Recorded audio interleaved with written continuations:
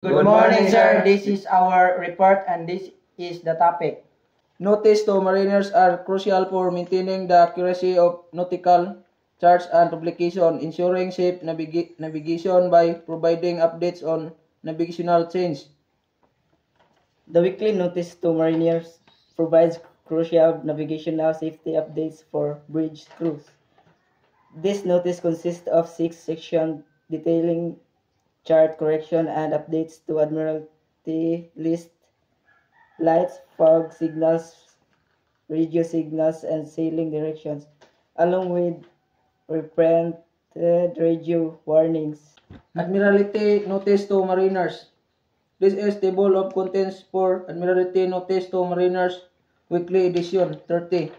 Published in July 13, 2015, it lists various updates and information relevant to mariners, including updates to nautical charts, sailing direction, lights and fog, signals, radio signals, and miscellaneous nautical publication.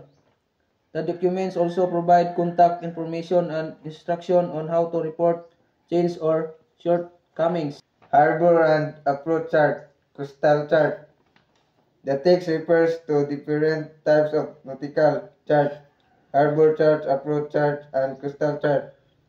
These charts are used for navigation, each covering a different scale and level of detail. Admiralty list of radio signals. This image shows the cover and section of a map from the Admiralty list of radio signals. Volume 1.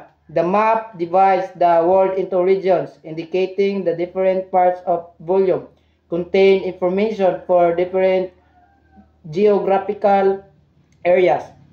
Specifically, it shows that Volume 1 Part 1 covers one area and Volume 1 Part 2 covers another.